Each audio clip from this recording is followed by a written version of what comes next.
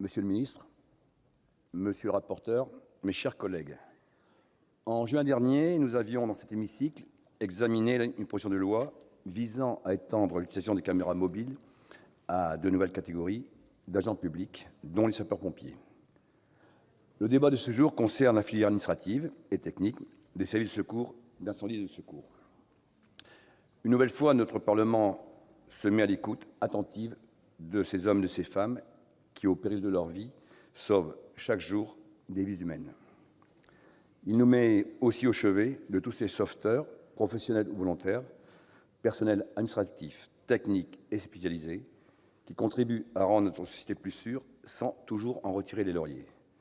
Rappelons-nous les événements dramatiques de ces derniers temps, ces derniers mois, qui ont mis en exergue, si besoin était, le rôle éminent des acteurs de la sécurité et du secours, qu'ils soient sapeurs-pompiers professionnels ou de la filière personnelle administrative, technique et spécialisée.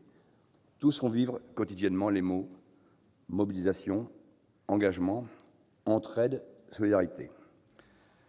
Les médias nous rapportent régulièrement le récit d'agressions de pompiers du nord au sud et d'est en ouest. Nos pompiers, oui, sont agressés, caillassés et quelquefois pris à partie par des personnes violentes. En tant qu'élus de la République, nous avons un devoir envers ces personnels qui commence par la connaissance de tous, y compris les personnels administratifs, techniques et spécialisés, maillons essentiels de la chaîne d'action des soldats du feu. Aujourd'hui, ils sont un élément indispensable de lutte contre le feu, et surtout, ils étaient 11 200 pour 40 600 sapeurs-pompiers volontaires.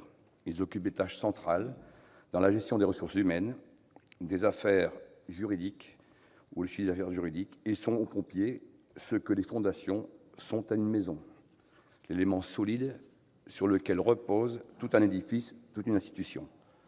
Pourtant, ils ne sont pas reconnus. Au sein de ces services départementaux d'incendie et de secours, ils n'ont pas voix au chapitre, alors que les sapeurs-pompiers volontaires comme professionnels disposent de 2 représentants avec voix consultative. Le dialogue social au sein de ces services doit prendre une nouvelle dimension au sein de ces commissions administratives et des conseils d'administration, permettant de lever les éventuelles incompréhensions et de prévenir des conflits. À l'initiative de notre collègue Catherine Troendlé, nous entendons aujourd'hui répondre à cette injustice et reconnaître leur rôle stratégique en leur accordant une place au sein de ces conseils. Plus qu'une reconnaissance professionnelle, il s'agit d'une reconnaissance de leur rôle technique.